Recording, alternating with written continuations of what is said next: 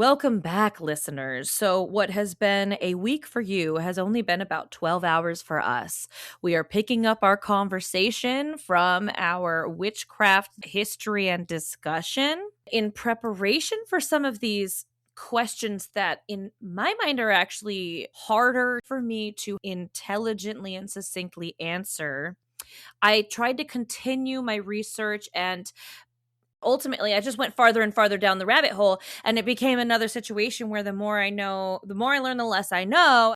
So we're just going to have to settle on what is, albeit I hope, ultimately profound, but also probably a little bit reductionist in terms of the grand conversation that could be had here to answer some of these questions, because there's just so much to this. So stick around and we'll get right to it. Cue the music. There is a medicine story that tells of Crow's fascination with her own shadow. She kept looking at it, pecking at it until her shadow woke up and became alive. Then Crow's shadow ate her. Crow is dead Crow now. Join us as we attempt to look through the wandering crow's eye to find the gateway to the supernatural, to seek to know the unknowable mysteries of creation. Welcome to the Wandering Crow podcast. Welcome back, murderers and wanderers, to this bonus episode of the Wandering Crow. We didn't mean to leave you hanging last episode, and I feel like we ended it in a decent way, but we felt like there was more to talk about. So here we are. I'm Mandy. And this is Abby. And here we go. What does it even mean to be a witch today? And how is it different than shamanism or sorcery? And the larger question, the reason we asked that question is because what we really want to know is, how did we get from the witch hunts of the medieval period, the 1400s to 1700s, and all of that persecution, to the culture of witch talk, Glinda the Good Witch, and Wicked, and all of this nature-based, loving, seemingly very well accepted culture of Wicca and witchcraft. So that's where we are right now. That's the question we're looking at. Abby. Honestly, I'm kind of at a loss, because especially if you talk about Glinda the Good Witch, right? That is a mid-century TV show. Oh, you mean no, not Glinda the Good Witch. Bewitched. Her name was Samantha something. Samantha, that's right. Sorry, my bad. The character in the TV show, that was 70s? 60s, 70s, I think. He Okay, was so an astronaut mid-century. and she was a housewife. As I understand, it wasn't until the mid-century that the final laws against witchcraft were finally lifted. Oh. So legal protections such as the First Amendment, which later made these laws obsolete, although some, like North Carolina's, remained on the books until 2004. So we are talking about like just the removal and lifting of any actual laws against witchcraft taking a very long time to fully be phased out and removed from code throughout America. Also, though, didn't Halloween become like a big, huge commercial endeavor come the mid-century? Yeah, like we talked about this before. Yes. With candy companies wanting to market their candies and stuff. My instinct is that possibly corporate America began a process of normalization in the mainstream because it was selling. Because people liked it. People were attracted to it because it was charming and cute and fun and magic, and everybody loves magic. And Halloween was a huge success. And so you've got Bewitched. She's just this adorable, saucy housewife, right? Wasn't that her whole deal? And she was magic and her husband loved her. There was also the genie. I Dream of Jeannie. That's right. I Dream of Jeannie. Yeah. And then there was the Munsters. Obviously, there was some moment happening in the mid-century in America and maybe worldwide. Those are all specific shows to America that were wildly popular. And I just have to wonder if it was just maybe the public was ready. Maybe it was selling because of the novelty of it. All of those shows that I'm talking about are very cutesy. And then, of course, yes, we have The Wizard of Oz. I mean, that was a book dripping in symbolism and metaphor. And didn't that book ultimately have something to do with like government and the economy? It was and an allegory. Yeah. Right. Yeah. And the good witch and the bad witch. But I mean, that was a really popular, very popular book. And they made the movie starring Judy Garland in 1939. Oh, The Wizard of Oz. Oh, God. It was a big deal because it was actually in color. So obviously in the 1900s, there was an interest. Obviously in the 1900s, there was a public change or a little bit of openness to the lighter side that there could possibly be to these topics. It's also interesting to me, if we want to switch back to the history, is it's around the late 1800s and early 1900s that Gerald Gardner and Aleister Crowley were each building these cult empires, these movements that would change the world and have a huge influence on witchcraft today. I want to add this. There's this lady, and you heard me talk about her in the last episode. Her name was Margaret Murray. Okay. And she was actually a folklorist and an Egyptologist. And that was where the majority of her study and education was. But for some reason, as a folklorist, she was actually offered an opportunity to write an entry about witchcraft for the Encyclopedia Britannica. This was in 1929. This is a direct quote from this article written by a lady named Jacqueline Simpson. And it says, she sees the opportunity to set out her own interpretation of the topic as if it were the universally accepted one. This entry was later reprinted in later editions up to 1969, making her views virtually infallible in the eyes of the public, and influencing such well-known authors as Aldous Huxley and Robert Graves. And even later they cite Gerald Gardner. He used her book that she later wrote following up with this as kind of the basis upon which he built his Wicca movement. And her whole idea was, in understanding this article, and I'm kind of summarizing, it's a many-page article, quite a few pages. There, I guess, was a hesitancy to study or look at some of the accounts of the people who were accusing people, like what were the accused being accused of. And she interjected like this notion that, because there was still a lot of like bias against witchcraft. So she interjected this way of looking at it. Like on the one hand, she prided herself on being a skeptic and a non-believer. And so she would reinterpret things in such a way that on the one hand, she wouldn't even look at certain occult accusations. She would just ignore them altogether.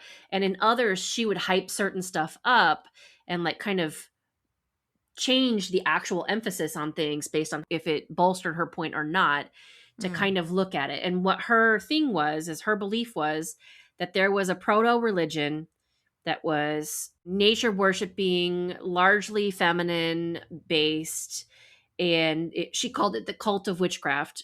And that the people who were largely accused and who ended up dying during the witch hunts in, the Middle Ages, 14 to 1700, were the priests and priestesses of this order. And they were dying for their belief, or they were dying for this cult, basically. And so she used a lot of like the interviews to kind of describe what the cult might have looked like and how it maybe functioned. And she wrote like entire papers about this topic. Here's one. It says, who now recalls, for example, that it was actually she who invented the idea that a coven must have 13 members on the basis of just one statement in one Scottish trial, as she herself admitted. Her attempts to make up other 13s by massaging figures from a mere handful of other sources have been repeatedly denounced as arbitrary. And sometimes she would make quotes by removing a bunch of stuff. Like if it just didn't fit her narrative, she'd remove a bunch of words from a quote and just do ... and then make the quote look complete if it supported her thesis or her theory. And so a lot of people later went through and were like, this is not the widely believed theory of this. It's not even like historically accurate. There's no evidence to back this up really in any of the archaeology or anthropology. But because of the way that she was able to get it published in the Encyclopedia Britannica, it was immediately seized on by the public, the layperson. This must be true. It's in the encyclopedia. It has to be true. And this was the early 1900s, you're saying? Her encyclopedia entry was 1929, and between that period of 1929 and about 1969, 1970, she actually died in her 90s. She wrote several articles and books, I think like a total of 3 books, outlining what this cult might have looked like based on these things that she just sort of picked and chose what she wanted to create this picture. And that this was actually very instrumental in swaying the public. Like even to this day, a lot of people in the public believe or have some notion that there was some kind of proto-religion and that witchcraft as like a cult did exist in some firm and concrete way in history, and helped kind of guide like this resurgence or this idea that we could bring it back from what it was, when really it never existed in the first place. And so as I read that article, it really had me questioning my own belief and what I thought was true about witchcraft. And while I never really had this notion that there was a large organized proto-religion and this cult of witchcraft, or that the witch hunt actually had anything to do with actual witches at all, right? I did have this notion that there must have been something in history. There must have been evidence of large covens of witches that existed, but apparently there are not. So that was very surprising for me in our research to find that that wasn't actually the case. And I wonder if that helps you kind of like lay the groundwork for what, not necessarily Crowley, because I don't think Crowley really did use her as a basis. I think Crowley was using other sources maybe, but Gardner is cited as specifically using her to build Wicca. I don't know about that, because the thing, Gardner had a really weird life. And let me make sure that I'm not conflating the two. Yep, he's the one. Okay. Gardner had a really weird life. Okay, and this girl gives like kind of a really nice but brief biography of him. He came from a pretty, she says, well off. I'm going to say maybe they were affluent, but well off for sure. They had money. When he was 4 years old, he was diagnosed with asthma, and that naturally kind of took him out of the ranks for succeeding at a lot of normal things for a kid. And to protect him from England's harsh winters, she said. So it's about the asthma. I'm directly quoting now. This was 1888. His parents enlisted a governess named Com to take him off to the south of France. And it didn't stop there. Basically, he went off gallivanting around the world with this very, like, I apologize if, this is considered derogatory, but the vibe that I get of this woman is she's kind of gypsy-esque. Like, they just went around, the parents paid her, and she just raised their son for them around the world. And she had really interesting lifestyle in the sense that she liked to entertain people. She was a, quote, flamboyant, deep-bosomed, blarneying Irish girl, per Gerald's own words, describing her. And arriving in a new port and settling into a hotel suite, Com would immediately hunt down and purchase a piano and a stock of whiskey and open their door to whatever rough European expats were around, sometimes enlisting young Gerald to lure in the company. But most of the time, left mostly to his own devices by his nanny's low-rent hostessing, Gerald passed the time consorting with the locals. Like, he was very independent, left to his own devices. But they do go on to talk about now they're in Sri Lanka, now they're in Ceylon, Malaya, Borneo. I don't even know where those places are, but they sound exotic enough that they're not like just European places now. Some of that's Asia. Asia, Sri Lanka, yeah, obviously. And so he worked at a series of plantations and blah blah blah. He was a government inspector of opium shops. He was self-taught to read. He was self-taught on the most basic level, a jack of many trades, a horrible speller, and a reader of whatever caught his eyes. True expertise was not important to him. He was swept up in a romance with experience, she writes. But the point being, he became friends with natives of the areas he was hanging out with. He took part in ritual folk magic of the Malays, the Sonoy, and the Borneans, and learned about their shared belief in life after death, spirit possession, and a multitude of deities, et cetera, right? Like, so that's just what his upbringing was and what the influence of the world was on him. And that was, he didn't just have the classic Euro-Christian experience. He was opened up entirely to these other cultures in a very non-judgmental way, where he was like ingratiated and experiencing it. And ultimately, some of those things end up feeding what he ends up developing at, or what ends up becoming Wicca. He is the father of Wicca. Yeah. I think Now, that's uncontested. Yeah. Gerald Gardner developed the Book of Shadows, which is the heart and soul, or it's the OG book of spells that Wicca was originally based off of.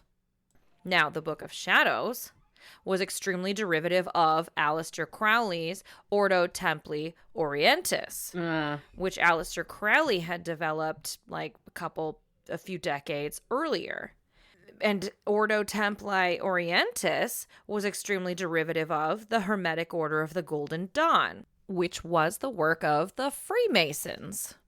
And so, like, there's all these influences kind of being tweaked and changed. Each one is an evolution of the next, kind of, with their own little flavors thrown in. And of course, each of them claims that their writings were divine to them, at least in Aleister and Gerald's case. Now, Aleister Crowley, I believe, was born plus or minus 8 years of Gardner, and oddly enough had kind of a similar-ish upbringing, where he also already was of a different grain because he was traveled and didn't live necessarily a very settled. He wasn't just in one place. Yeah. So he already kind of was like open-minded, had been absorbing otherworldly influences to create his own practice. Now, he did grow up some sort of Orthodox or whatever the word is that I'm thinking of, Christian or Catholic religion, and then spurned it and developed his own thing. So back to Gardner and the Book of Shadows. With that was born Wicca, and the first Wiccan priest was trained in America in like the 1960s. Meanwhile, in England, Gerald was over there doing his own thing, publishing a bunch of stuff. He outlined a history of witchcraft and the ways in which it had been misunderstood over the centuries. This maybe is where he borrowed from this other chick, Margaret Murray. And just to help everybody keep tabs, remember that my information is all from the book Witches of America by Alex Marr. And she writes, with Gerald's flair for the dramatic and full effect, the book opens, and he does this whole thing where he makes it sound like he's a part of a larger group that is voting for him to share this information this way.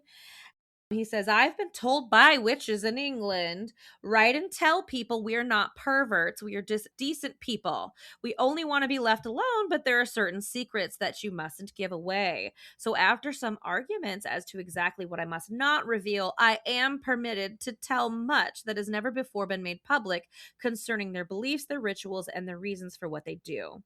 So reading this, it kind of makes sense that he might have borrowed from that one lady if she was being considered a reputable source, and he was already kind of trying to be sneaky in the first place to like get his ideas out there.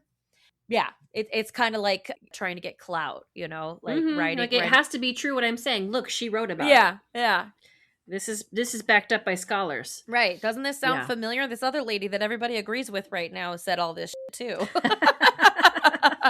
So, I mean, I don't know that necessarily like that the Book of Shadows was based on what she was saying. He definitely, for sure, had his own worldly experiences that would have created it, but he strongly implied, I mean, or if not directly saying, that the Book of Shadows was supposedly born from old world witchcraft, which we now know historically isn't really possible because there isn't a solid lineage or historical trace of witchcraft. So it's easy to say that he was, he obviously was then kind of like just making it up.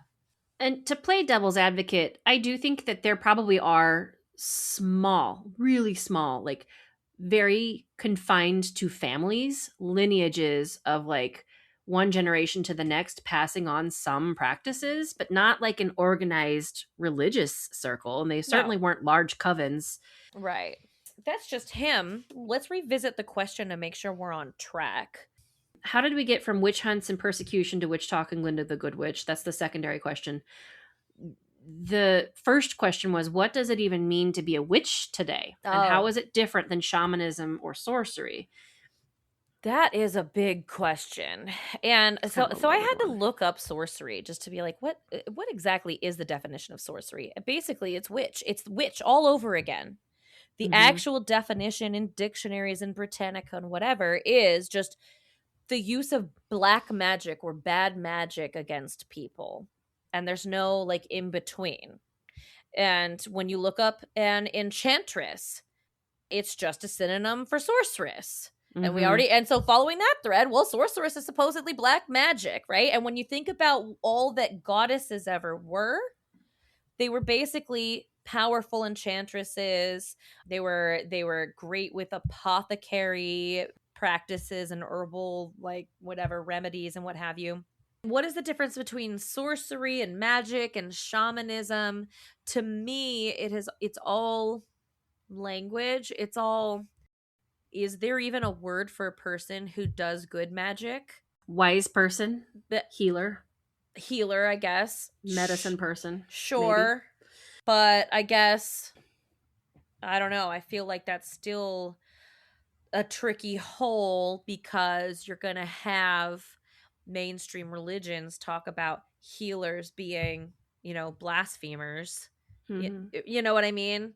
So it's still like this tricky, slippery slope of the verbiage. To add to the discussion, I will say, so shamanism is magic works through partnership with spirits, and so a shaman, well, depending on the culture, the shaman is not the power source. It is the spirit, and the shaman can help feed the spirit, and the spirit can become very powerful and do big works based on the work that the shaman and the spirit do together. But it's the spirit who does the magic, mostly. Okay. And there are proven lineages that historically and archaeologically go back thousands upon thousands upon thousands of years. Like, it is found and seen in specific cultures, not all around the world, but yes, around the world, but not every culture necessarily has it. But there are certain cultures who have very clear characteristics which match this definition of shamanism that can go back thousands of years. One is that it's controllable and repeatable trance, that the shaman does trance work and it's controllable and repeatable. The second is that it's like the spirit work in working with the spirits. And one of a very important factor is that it's community based. A shaman is not a shaman who is an individual working by themselves, who is not also very integrated and integral to the health of the community. The shaman is an important part of the community and is often named by the community. The community recognizes that individual is a shaman because of their powerful works and because of the work that they've done for the community. And, in a lot of ways, there's bleed over. There are witches who are very community based and who are trying to do a lot to build their community and do good works for their community. There are some witches and certain witch practices which do involve trance, which is repeatable and has some result, right? Like, so there is some of that. But to make a shaman, you have to have all of those characteristics all of the time. Okay. And it has to be based in a lineage. Like, to be truly a shaman, like the way that it's defined anthropologically, has to be based in this lineage and has to be based with a human teacher and is not an individual solitary practice, where a lot of times, not necessarily all the time, and certainly not Wicca, the way that Gardner kind of brought it out, it is an individual solitary practice. It is about developing personal power and personal growth. It is about it's usually fueled by the power of the individual, the innate intrinsic power of the individual, and the power source isn't necessarily spirit, although it can involve work with spirits. And so like that would be like on the surface, black and white, that's sort of the difference. I guess what I'm trying to say, there's a lot of wobbling of those boundaries. There's a lot of wobbling. It is a shared belief in witchcraft that the more the merrier. There was power in numbers, a coven, getting people together. Secondly, there has to be some goddess, right? Mm-hmm. Even on the left-hand side, left hand and right hand paths are occult concepts dividing spiritual magical practices based on their goals and methods. Right hand path allegedly focuses on altruism, conformity to tradition, and unity with a divine source. Okay. Yeah. So you might call that more of like the Wiccan influence, I suppose, than the left hand path, which more people might want to associate. For instance, there's others with the OTO or Thelema, is more about emphasizing individualism, breaking taboos, self-deification, and personal empowerment. Now, it's about the goddess within you. It's not necessarily it is self-deification, but there is still a partnership with a deity. And there are people within those pathways that do 100% literally believe in the deities, and others that don't, who are more atheistic in nature regarding the deity part itself, but they still find the deity as symbolic or metaphorical source of that empowerment. Like one of the sayings that this girl talks about in the book, she participates in a Thelemic mass in New Orleans. There is no part of me that is not of the gods. Meaning the goddess is within you, the goddess is you, the goddess is with you, you have the same power. There was no single part of me that isn't equally powerful. Now, I did have a thought process that I'm not getting to. Oh, I started talking about where this whole left hand, right hand thing came from. They are the literal meanings coming from terms derived from Tantra, Vamamarga, and Dakshinakara. Dakshinakara. Whatever. Sorry, guys. Whatever. So now they were popularized in the West by Theosophist Helena Blavatsky. Right hand isn't, neither of them is supposed to necessarily be seen as good or bad, white or black, but a lot of people on the outside definitely see them as such. It really depends on your own philosophy and whether you think it's bad to try to build yourself up. I'm not gonna lie, honestly, personally, 100%, I identify more with the left-hand path because I feel like, what good are you if you can't first embolden and empower yourself to then serve the greater good? Which I guess is altruistic ultimately, but I certainly when I think about all of this and think about relating to goddesses, and I am beginning to think like that, it definitely is more like the goddess within me. Who do I relate to in terms of power? Who could I call to help guide me? You're a powerful goddess, and I want to get on your level. I respect you and honor you, Mm-hmm. and It's like a role model. help me get there. Exactly. Yeah. Like God is supposed to be the ultimate guider, the ultimate like voice in your head that tells you what is right and wrong and how and what your next move should be. Mm-hmm. It's a lot like that. And the idea is with the left hand path, or at least with Thelema, and honestly with a lot of other Wiccans that aren't necessarily left hand path, it's learning to trust your own your own intuition ultimately becomes about that. You can't, unless you really see yourself as that goddess and encompassing that goddess power, then you're not you how can you even trust your own intuition? Mm-hmm. How are you not going to end up doubting yourself, most likely? I feel like that's kind of the basis of a lot of religions, is to teach you that what your instincts are probably wrong a lot of the time.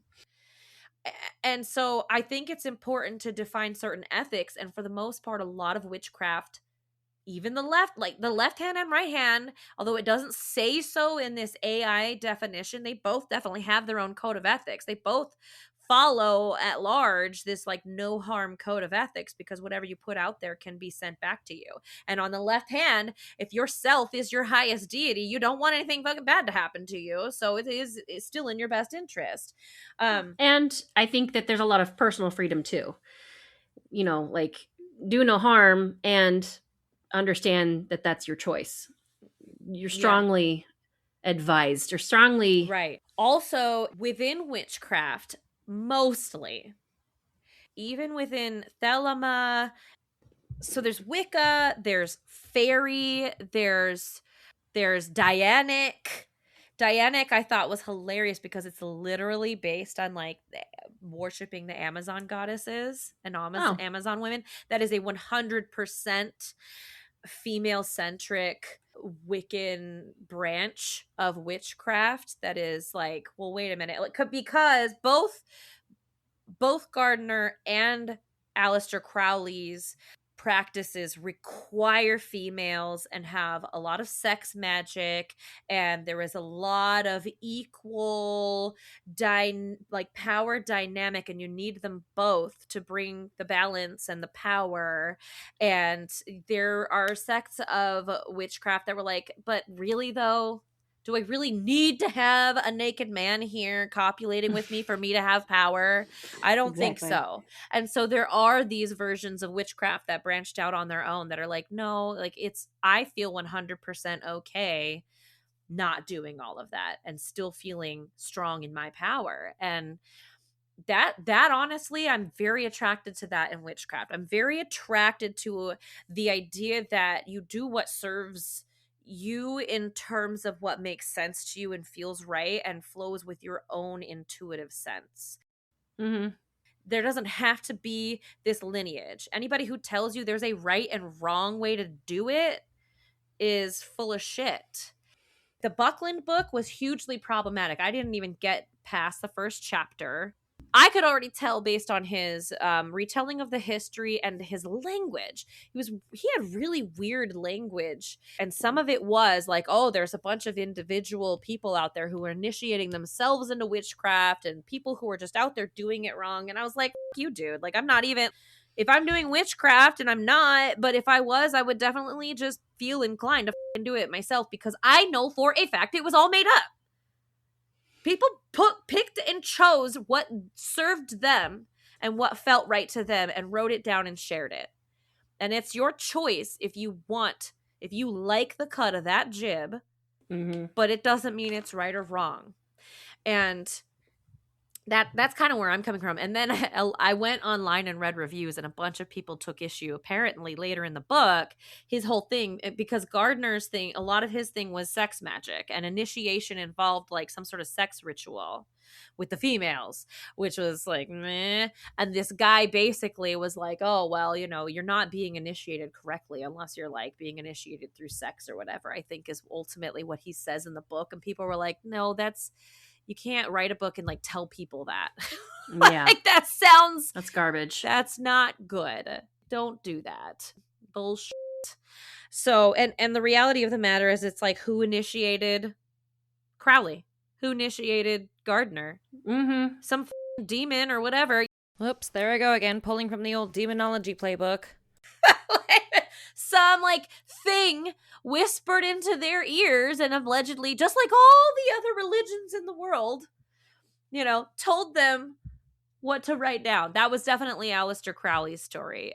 His story was that he was like, basically the messaging and the information was divine to him through this like entity in the corner of a room that was telling him what to write.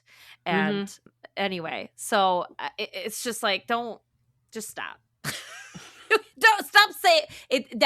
That would be, I guarantee you that guy would sit there and get in a fight with some Christian trying to tell him, well, but you're not Christian, so actually you're wrong. Well, and if you're a Christian, you have to do it this way or else you're wrong. Like that those are the same exact thing in practice, to tell people like, well, you're not doing it my way, so it's wrong. And that's really not what it's about. Yeah. Well, I feel like you've done a really good job. The question is, what does it even mean to be a witch today? Yeah. How is it different than shamanism or sorcery? And I think we answered that. Yeah. How do we get from witch hunts and persecution to where we are now with pop culture and witches? I think consumerism and corporate America and maybe a shift in culture at large and acceptance. It's a change in the language and a change in, a loosening of laws. And people, I think, honestly, personally, why do we have a pagan resurgence? Why are we rebuilding? Where did neo-shamanism come from? Why? Because people were pissed off at a bunch of Christian churches telling them how the hell to be. Right. Telling them that they were wrong and didn't deserve to exist. And those same establishments constantly being accused for like raping children and all the crazy scandals that those murdering institutions are constantly mixed up stealing with. money. Right. Yeah. Mm-hmm. Big problems. Being unholy in every way. And so the hypocrisy of these institutions and the constant messaging, if you are not good enough, you are not right, you can't exist, you are an abomination for being different. People said, well, fuck it. If I'm not good enough to be part of this church, I don't want to be a part of it anyway. This looks okay. I think Jesus this was accepts a witch. me. I think he was something. I think that he'd be horrified at the state of what this religion has become in his name. You don't need walls. You don't need a book per se. You don't need, you need to be kind to people. You need to have honest, kind, pure intentions and self-care. I mean, yeah. And you need to make an effort to connect to a higher power on your own. Your higher You need to be conscious self. and be working on that. Yeah. Yeah. So honestly, I think that was part of it. I think that the counterculture revolution of the 60s and the 70s, I think that things were too controlled and people were over it. People were done. And they actually had the option to walk away from their churches. They weren't going to get killed anymore for walking away from their churches. Yeah. So I think all of that helped create this perfect storm where people are looking for their roots. And I think especially in the United States, I feel it, a hunger to understand my roots, a hunger to understand where my ancestors came from and understand what they believed in and trying to find that for myself. I think a lot of Christians would be surprised to find out how many witches, air quotes witches, are around them. How many occultists, let's call them occultists, even though ultimately I think Christianity, Judaism, Muslim, they're all occult practices, but the more paganistic, neo-pagan witchcraft, they're everywhere. They're your doctors. They're your lawyers. They're your psychologists. They're your dentist. They're your kid's teacher. They're literally everywhere. They're your accountant. They're the bus driver. They are everyone and everywhere all around you. They are normal people. They don't all walk around with dreads and crystals and smelling like Nag Chamba, and like they are normal, everyday people all around you, just living their best fucking lives. Mm-hmm. Witchcraft, Wiccans, the Thelamas, the whoever the Dianics, the neo-pagans. Well, even like Asatru and like all of these other things that are out there now that are like the pagan, the neo-pagan, all of that. Shamanism. Mm-hmm. Yeah. Yes. So the last question is, what are the overall perceptions of witchcraft today? How, as like a secondary question, how do the Abrahamic religions view witches today? And I think that that's a toss-up, and it depends on the church. I think we've answered that at large, and yeah. I actually want to ask a question. When would you have guessed the most recent actual witch hunt in which people died for being accused of being witches would have taken place? Well, shit. Well, yeah, I don't know. I guess I would have guessed like 17 or 1800s. So in South Africa, and we're talking about the country, South Africa, not the geographic region. South Africa is today one of the African countries with the highest prevalence of witch hunts, with most cases being reported from the northern province. In the period from 1985 to 1995, a total of 204 witchcraft-related killings took place in the northern province, according to legislators, while the police put forth the number of 312 for the same period. Both of those numbers might be gross underestimates, as communities are reluctant to report killings that they feel were justified. And that's crazy because South Africa is a technologically advanced country. Isn't it hugely racist, though? Very, apartheid and all of the bullshit that goes on there. So maybe there's huge disparities. Feel like that's probably racially based, right? I don't know. If you think about African, well, what little I know based on like snippets here and there of like true African cultures and their beliefs, they're very like tribal kind of religious practices, as to again, like is that even the correct way to describe it? But how easy would it be to label any of their practices as witchcraft? Oh, I see. Okay. Yeah. So maybe. If we're targeting black people in a racist fucking country. I don't know you said Asia. Who's perpetrating on who. I don't know about it. Well, there was another episode where I think I talked about there's been some weird shit that's happened in certain Asian countries. But I didn't do any research about that. Okay. So my sense is it actually sounds like it's a lot of neighbors hurting neighbors, kind of, and not it doesn't necessarily sound racially based, but maybe it is. Unlike the European witch craze, where formal trials and executions dominated, the South African witch hunts are informal and illegal, and perpetrators are sometimes tried and sentenced by South Africa's legal system. It's typically members of the local community that both accuse the person of being a witch and kill them, maim them, or expel them. Yikes. Afterwards, the community will rally together to protect the accuser/killer or whoever from legal consequences. So they do their best to hide that person from. So it's like, it sounds like it's communally based. And that's actually super sad because we're talking about neighbors killing other neighbors. So like neighbors othering their own people just out of fear or who knows why. And it comes back to like why is because in certain areas of South Africa, there's still a very strong belief in magic and witch hunt as defined by Wikipedia, where they're not witch hunt, witchcraft as defined by Wikipedia. Witchcraft is when something evil or bad happens to you. So therefore, I went down the rabbit hole. It's not Wikipedia. It's Britannica. It's the freaking dictionary. It's everywhere the anthropology. You go. Yeah. Every like quote unquote credible or reliable printed source that might give you a definition of it, it's bad. Mm-hmm. So there's a lot of belief in magic in that area of the world. And apparently, okay, I don't know how true this is, but apparently, according to this article, and this is from gendercide.org, so GENDERCIDE, this is where this article came from.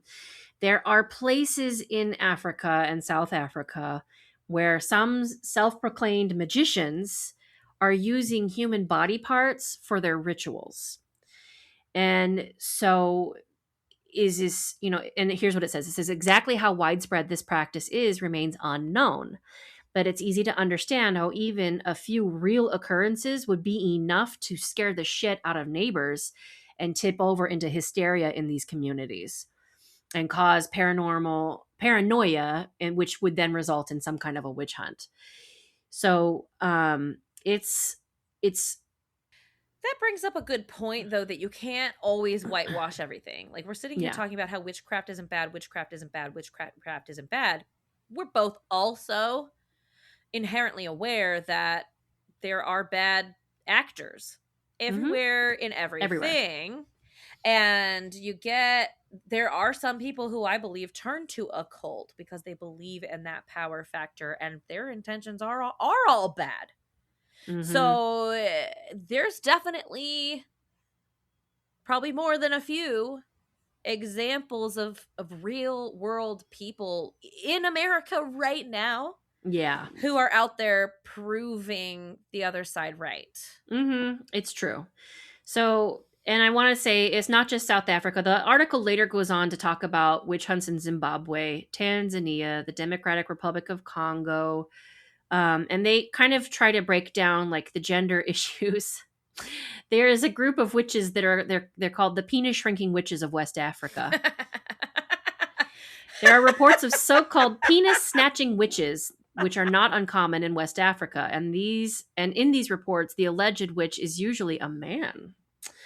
The term penis snatching is a bit of a misnomer. The penis is not actually snatched or removed. The belief is instead that a witch has the power to make a man's penis shrink or even disappear by supernatural means. That's a little bit of telling on yourself, though. Like, I know that person is a penis snatching witch because of reasons.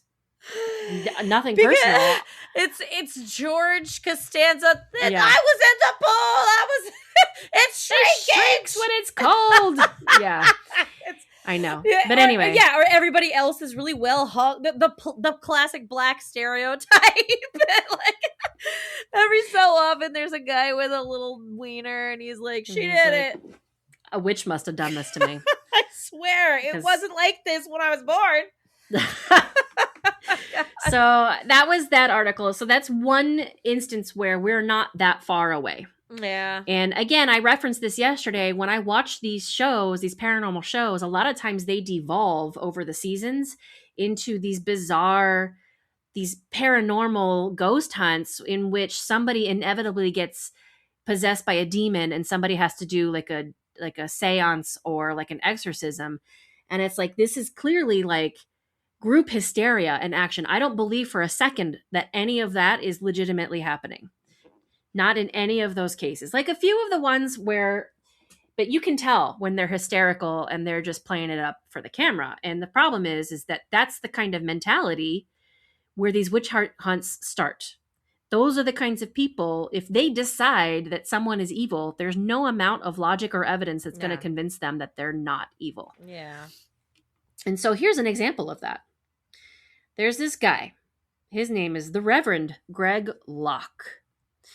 And he actually was in the middle of a sermon. He's from Tennessee. And he was telling his church about apparently a conversation that he had, or at least several conversations that he's had with demons. Those demons, he said, had revealed the names of a group of full-blown spell-casting witches. Wait a minute. You told us this story yesterday. Yeah, last time. Yeah. I wanted to talk about it more. Oh, okay. Who had been sent to infiltrate Global Vision, which I guess is his non-denominational television church or whatever. Oh, jeez. And he's like, we got the first and the last names of 6 witches that are in our church. And what's strange is 3 of you are in this room right now. And so he went in to like try to demonize these people and say, you got to believe me because the demons told me so. And there's a lot of things about this which are very interesting. This is the same guy who I guess during COVID-19 was telling everybody that Democratic politicians, the COVID-19 pandemic was a hoax, and that pharmaceutical companies are practicing sorcery by creating the vaccines because of this resonance with this old Greek word called pharmakeia. And pharmakeia being some kind of practice of magic in the Greek, but that word pharmacy is too close to pharmakeia, so they're equating the two words to be exactly the same. Therefore, vaccines are just a kind of black magic. Tell us you have no education without telling us you're an idiot. So this guy's already kind of got a history. He actually got kicked off of YouTube. Stupid. How do you think healing and medicine started? Literally, plants are literal medicine. This guy also has held book burnings for Harry Potter novels and other satanic works. God damn. And he says that troublemakers in the church had brought the witches to global vision that day to lure church members into adultery. We will not tolerate that, he yelled, or at least he wrote, all caps, 2 exclamation points in an email. So that entrapment? he sent to his practitioners. I guess. He set them up. It was a sting to see who would fall for it. I don't know, because he's yelling at them in a sermon. Oh, I thought these witches are here, and they are brought here to lead you into adultery. Oh, okay. He's accusing the witches of wanting to do that. Yes. Okay. Jesus Christ. Either way, so this is a guy too frustrating. With a huge and he's a leader. Following. Yeah, he is a leader. This was in 2022. This was just 3 years ago.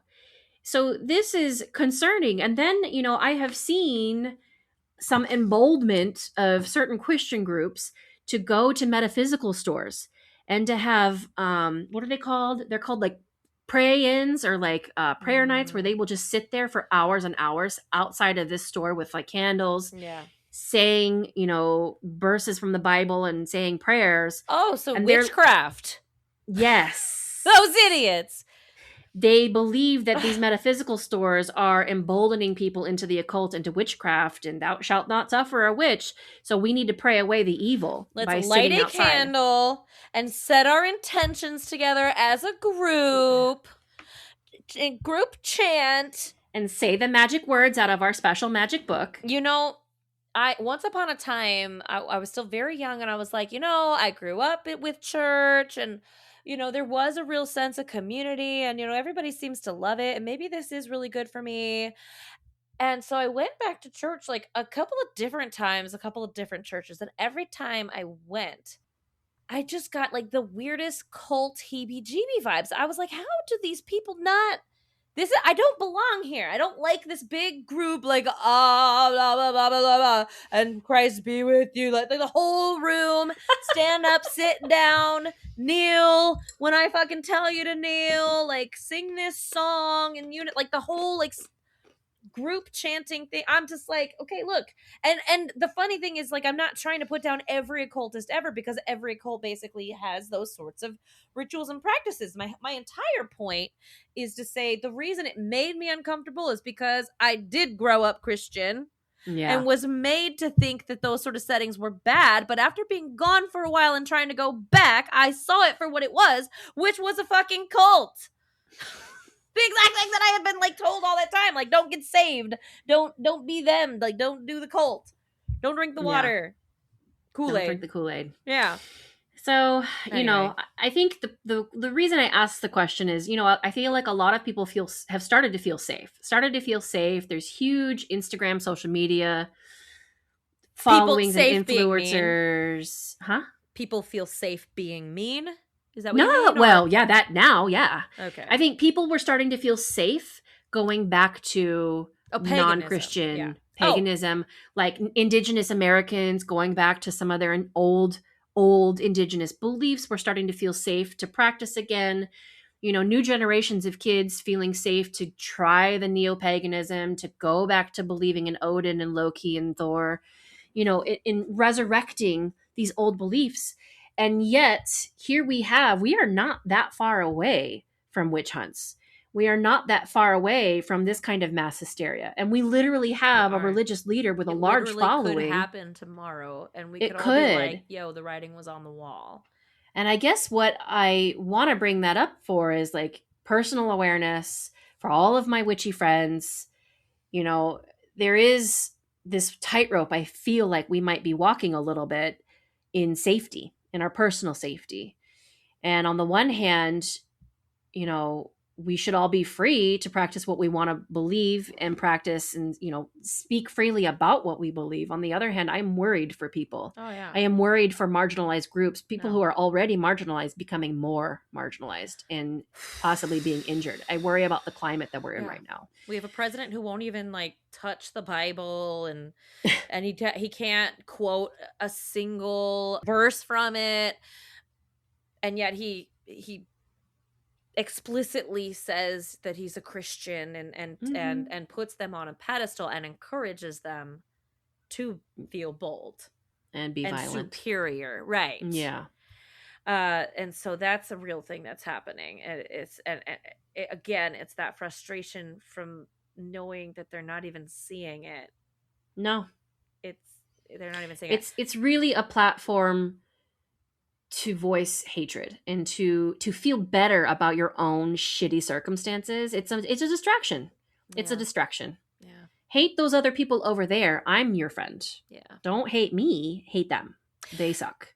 Okay, so we got to go really soon. Yeah. That was, anyway, last night I did end with saying something to the effect of like, oh wait, yeah, so, there is no such thing as old world witchcraft, and it's like segmented and been cut off, but really actually technically they are studying the old world witchcraft. And what I mean by that is, okay, and here's one of the things I like about witchcraft, okay, is universally it is true that within witchcraft you're meant to adopt the deity who comes to you or resonates with you or chooses you, or you choose them, or you choose each other and you become partners.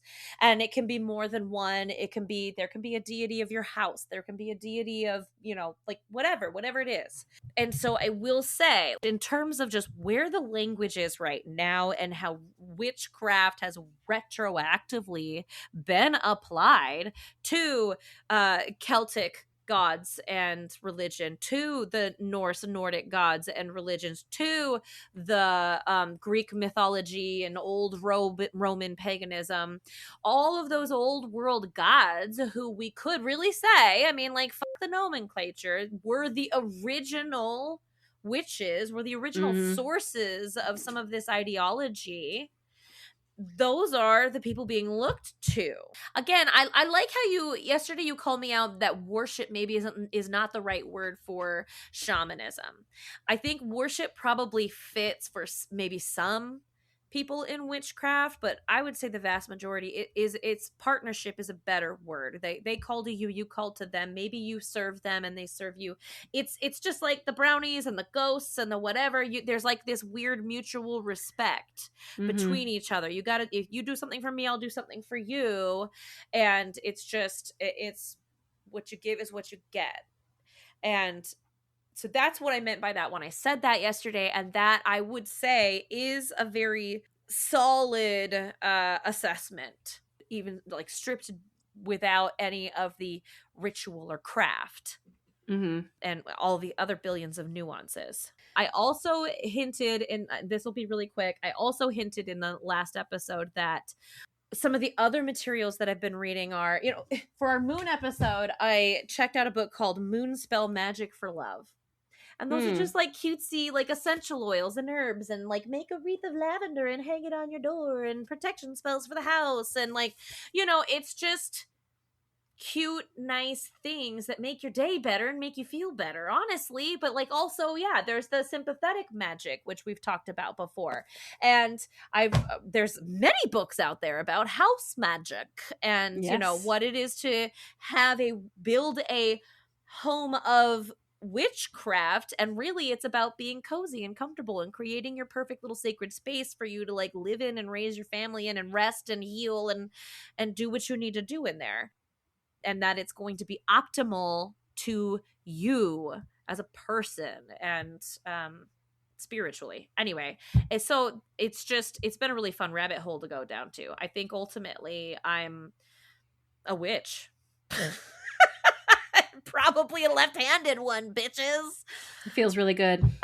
It feels right. Although I don't really know what that means. But I resonate more with the generic AI, Reddit, Wikipedia, like super superficial based answer of it.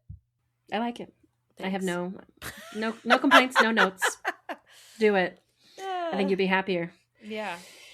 Anyway, so good that chat. Was our, I think that this was a good way to kind of close it up for now. And I think what's exciting is there's so many ways and kinds of witches. Like you said, all of the different deities that we could start to study and learn about and report back to our listeners, the different ways of practicing witchcraft, green witches, elementals, the kitchen witch, the house witch. Like there's so many different things out there. There's a lot to learn, and it can be very nice. It can be very self-empowering, and I'm all about being self-empowered. You know, I have heard from multiple of my own teachers, like at least 3, probably 4 or 5 different sources, that the way we heal the world is not by stepping out into the world and like trying to heal everybody all at once. The way you heal the world is first by working on yourself. Heal yourself.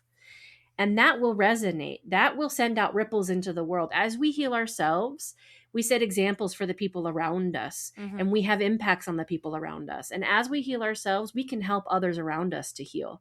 And as those people heal, they help those around them heal. And it's this rippling effect of everybody just being a little bit better than how they were. Yeah. We can't aim for perfection, but we can aim to be better and to be happier. What's the most common adage from, well, you have to be compassionate in the first place to even have this adage, but let's say somebody's having a shitty day and they throw shit at you.